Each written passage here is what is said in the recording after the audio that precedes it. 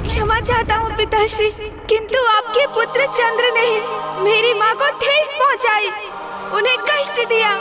ये मैं कैसे स्वीकार करूँ पिताश्री, कैसे स्वीकार करूँ? आप ही बताइए। जो एक पुत्र को लगा उसने किया। मुझे क्षमा करे पिताश्री, मुझे क्षमा करे।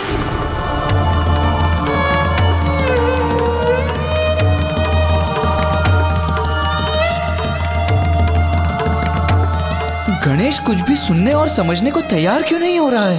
क्या कारण है कि पिताश्री के शब्द भी उसे प्रभावित करने में अक्षम हो रहे हैं? ओम नमः शिवाय।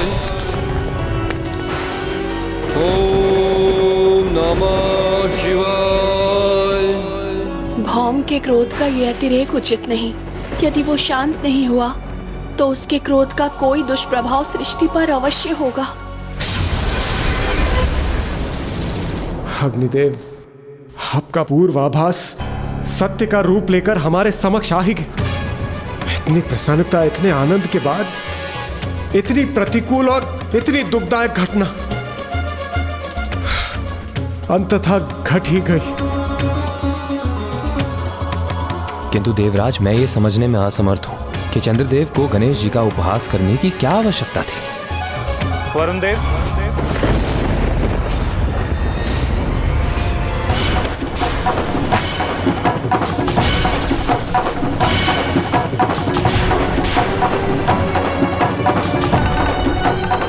ये तो मैं भी समझ नहीं पा रहा कि इतनी बड़ी भूल के लिए मैं प्रेरित कैसे हुआ। आपके इस मनोहर रूप पर जिसकी भी दृष्टि पड़ेगी चंद्रदेव, वो कलंकित हो जाएगा, कलंकित हो जाएगा।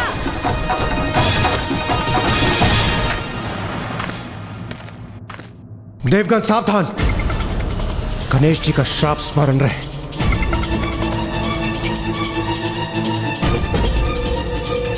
चंद्रदेव, आप और यहां? तो मैं क्या करूं इंद्रदेव, आप ही बताएं, ये कैसी विडंबना है। मैं भी तो एक देवता हूं, किंतु अब प्रथम पूज्य गणेश जी के श्राप उपरांत देवताओं के मध्य मेरी उपस्थिति वांछित नहीं। आप ही बताएं, क्या करूं देवराज, कहां जाऊं मैं? चंद्रदेव, मैं आपकी पीड़ा समझ सकता हूं, किंतु मुझे क्षमा कीजिए। इस विषय में मैं आपको कोई भी सुझाव देने में असमर्थ हूं। अब हमसे सुझाव का क्या लाभ चंद्रदेव? आपने तो पूर्व में कोई विचार नहीं किया था ना। आपको तो पूर्व में विचार करना चाहिए था। प्रथम पूज्य गणेश जी का, पार्वती नंदन गणेश जी का, विघ्नहर्ता गणेश जी के उपहास के पूर्व कितना अनुचित व्यवहार था आपका चंद्रदेव। भला कोई बालकों के भोजन का उपहास करता है? चंद्रदेव, हम सभी देवता विवश हैं। हम यहाँ आपकी उपस्थिति स्वीकार नहीं कर सकते, क्योंकि आप पर दृष्टि पड़ने से हम सब कलंकित हो जाएंगे। आपकी भूल के कारण हम पुनः संकट में पड़ जाएं। ये उचित नहीं। देवताओं, मैं आपकी चिंता समझता हूं। पूर्व में भी मेरे कारण पर्याप्त अहित हुआ है, किंतु मेरा विश्वास करें, अब किसी का भी मेरे कारण अहित हो, मुझे कदापि स्वीकार नहीं।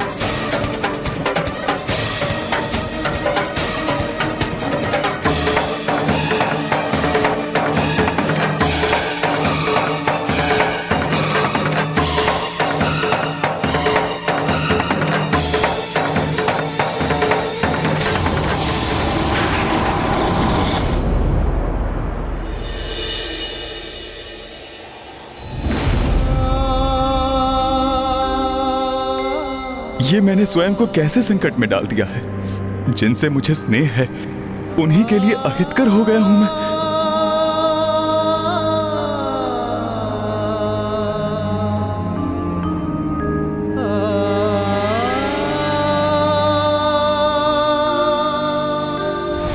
स्वामी,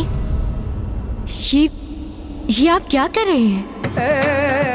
आपने मुझे देखकर मुख क्यों मोड़ लिया?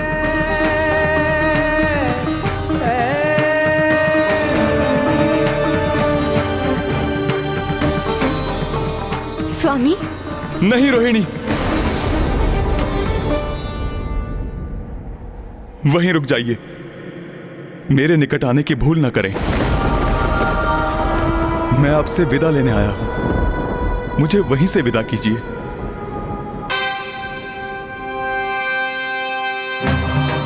नाथ, आपके ये शब्द मेरे मन में अनेकों आशंकाएं उत्पन्न कर रहे हैं। आप बताइए ना मुझे, क्या हुआ है स्वामी? मैं श्रापित हो गया हूं रोहिणी।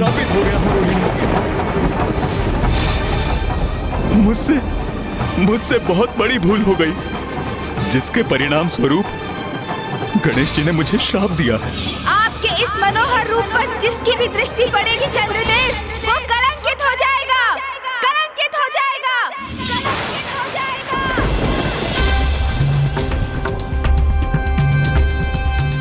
इसलिए मैं यहां से प्रस्थान कर रहा हूं। किंतु स्वामी, स्वामी, स्वामी,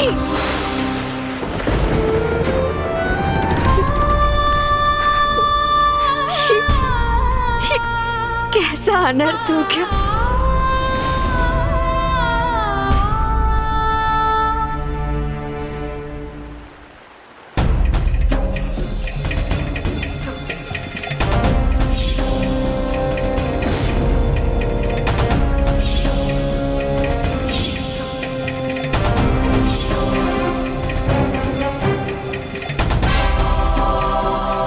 गणेश, ये कैसा श्राप दे दिया तुमने चंद्रदेव को? भैया, आप मुझसे ही प्रश्न कर रहे हैं, किंतु क्या मैं आपसे एक प्रश्न पूछ सकता हूँ? हाँ अनुज, अवश्य पूछ सकते हो। तो बताइए भैया, यदि आप मेरे स्थान पर होते, यदि आप माँ को पृथ्वी पर अचेत अवस्था में देखते और आपको ये ज्ञात होता कि उनकी इस अवस्था के कारण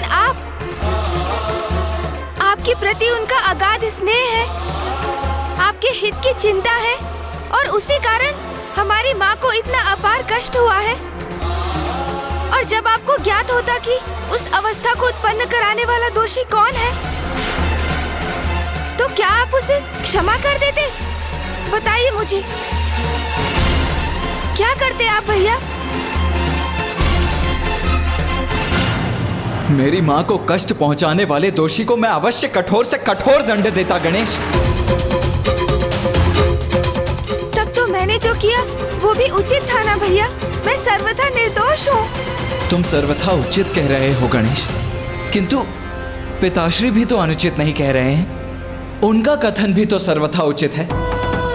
वास्तविकता में उचित और अनुचित कुछ होता ही नहीं है। ये तो परिस्थिति है जो दो मित्रों को, परिजनों को, दो सकारात्मक शक्तियों को भी परस्पर विरोधी बना देती है। और अब तुम्हारे श्राप के प्रभाव से वो और भी कष्ट का कारण बनेंगे।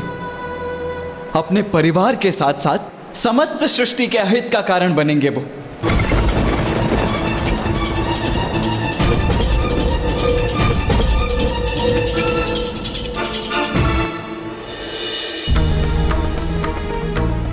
ये क्या हो गया? अपने सौंदर्य के अहंकार के कारण मैं अपने समाज, अपने परिजनों से परित्यक्त हो गया हूं।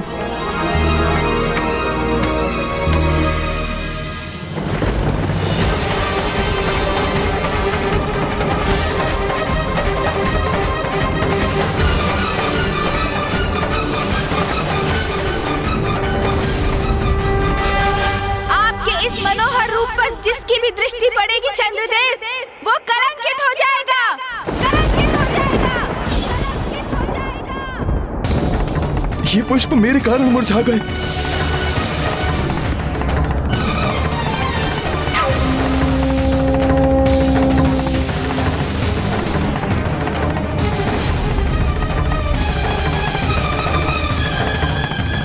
सत्य है, ये मेरी उपस्थिति का दुष्प्रभाव है। नहीं, नहीं,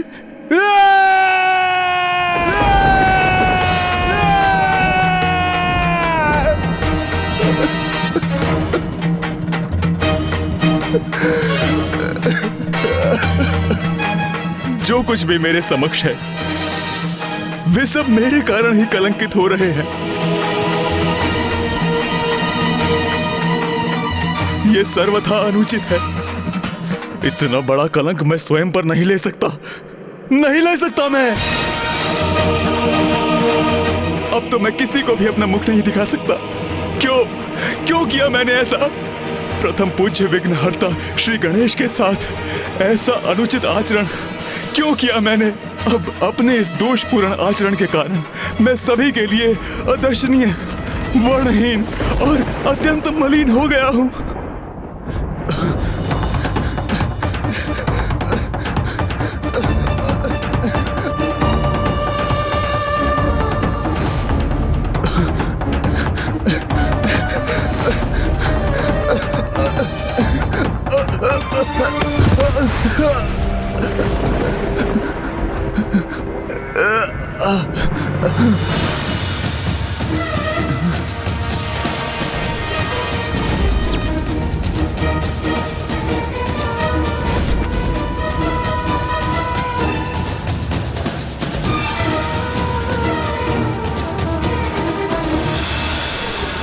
ये क्या हो रहा है? ये कैसी काली मचा रही है? नहीं, अब मैं किसी को अपना मुख नहीं दिखाऊंगा और ना ही किसी के कलंकित होने का कारण बनूंगा। मैं सदा के लिए इस जलकुंड में छिप जाता हूं और इसके भीतर मुझे कोई देख नहीं सकेगा।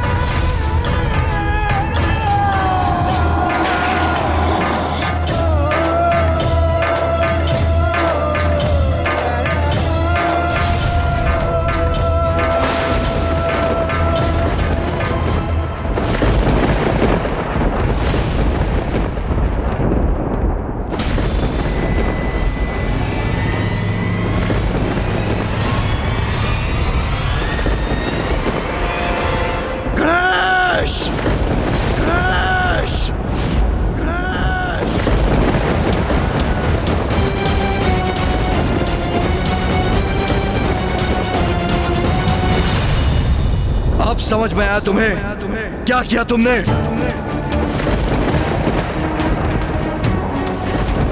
मैं तो माँ के साथ था पिताश्री। मैंने कुछ भी तो नहीं किया है। गणेश! पिताश्री, प्रतीत होता है चंद्रदेव अपना स्थान छोड़कर कहीं और प्रस्थान कर गए हैं। ये तो सर्वथा उचित है। अति उत्तम है भैया। पिताश्री, अब चंद्रदेव के आपके शीश पर उपस्थित ना रहने से, उनकी कांति खो देने से हम बिना कलंकित हुए आपके दर्शन करने के लिए मुक्त हैं। हमारी समस्या का समाधान तो स्वतः ही हो गया। हमारा परिवार अब पुनः कुशल है। ये गणेश को क्या हुआ? सदा अन्य सभी की चिंता करने वाला मेरा पुत्र अचानक कितना कठोर कैसे हो गया? पुत्र, जो तुम कर चुके हो उसके प्रभाव के बारे में एक बार गहनता से मंथन करो। जाओ पुत्र।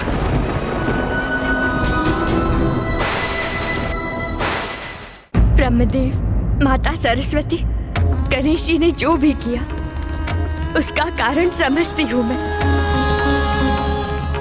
मेरे स्वामी चंद्रदेव ने भूलवश माता पार्वती को कष्ट पहुंचाया, किंतु स्वामी सभी की दृष्टि से ओझल हो गए। अब तो उन्हें गए भी कई दिवस गुजर चुके हैं।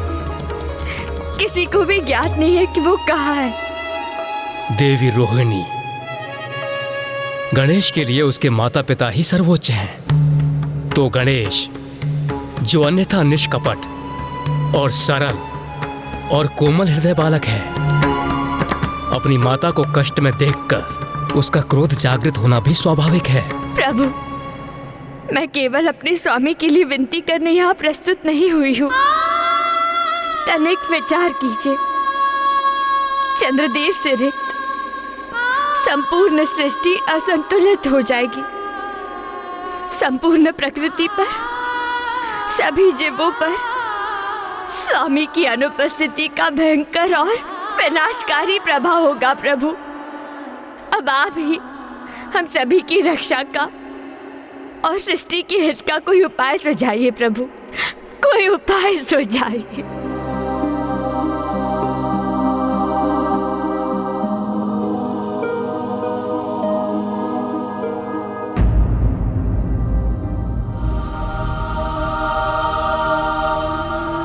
क्या मैं अपने स्वभाव के विपरीत वास्तव में हठ पर अड़ गया हूँ? और ये जो मुझे बार बार क्रोध का आभास हो रहा है, इसका कारण क्या है? पिताश्री उचित कहते हैं, मैंने क्रोधावास में ही चंद्रदेव को शापित कर दिया। किंतु क्यों? क्या कारण हो सकता है इसका?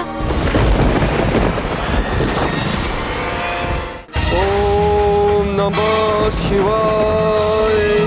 ओम नमः शिवाय।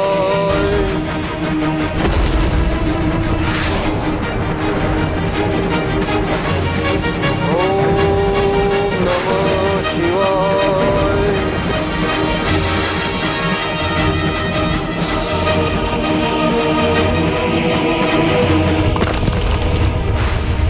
यहाँ भौम के तप के कारण उसके शरीर से उत्पन्न हुई उग्र ऊर्जा में निरंतर वृद्धि हो रही है।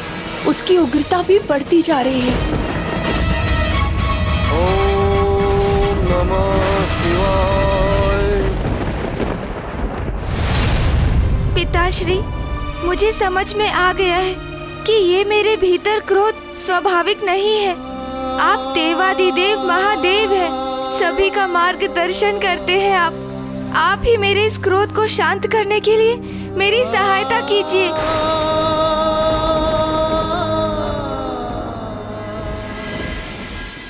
पुत्र गणेश एक अंतर्द्वंद से जूझ रहा है। पुत्र कार्तिकेय, तुम जाओ, उससे संवाद करो, उसे उचित मार्ग दिखाओ, उसे समझाओ कि चंद्र की उपस्थिति के बिना ब्रह्मांड को क्या क्षति पहुंचेगी। जाओ पुत्र। जो आज्ञा पिताश्री।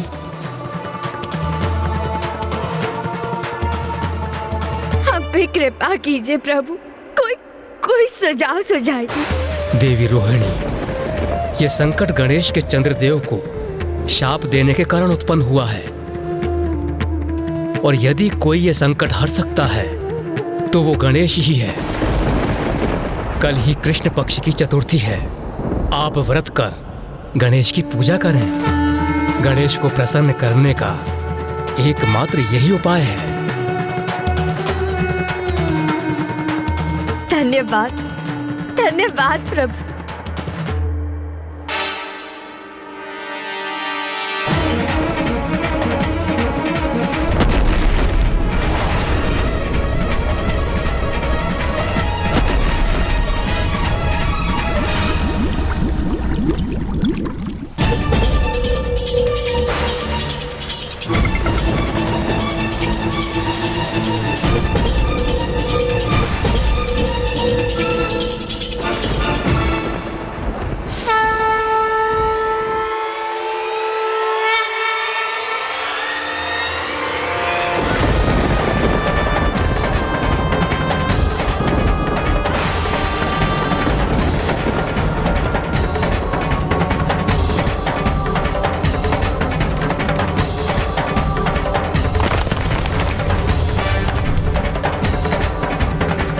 देखा अनुज गणेश,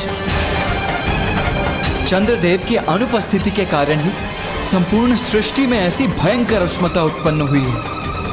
हमें इसका कोई ना कोई निदान तो ढूंढना ही होगा ना अनुज। आओ अनुज गणेश, मेरे साथ पिताश्री के निकट चलो। अब इस परिस्थिति से हमें मुक्त कराने का कोई उचित सुझाव देकर वही हमारा मार्गदर्शन कर सकते हैं अनुज। हाँ भैया, मैं पिताश्री की शरण में जाऊंगा चंद्रदेव को ढूंढने के लिए। मेरा मार्गदर्शन करने का अनुरोध करूंगा।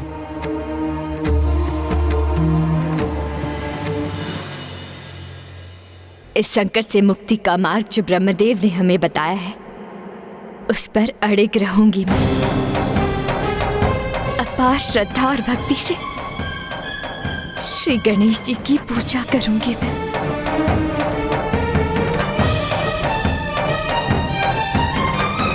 देवी रोहिणी, प्रथम पूज्य गणेश जी को प्रसन्न करने हेतु हम सब देवता भी इस पूजा में आपके साथ सम्मिलित होंगे।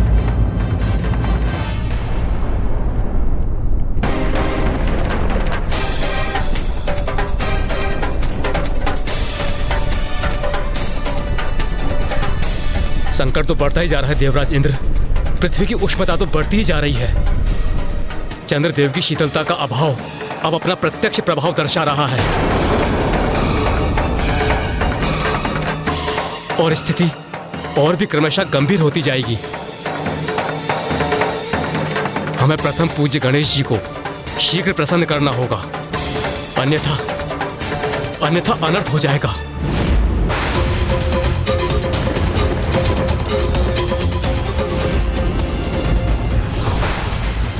भक्ति की शक्ति से हम किसी भी समस्या का समाधान पा सकते हैं। बस आवश्यकता है पूर्ण समर्पण की।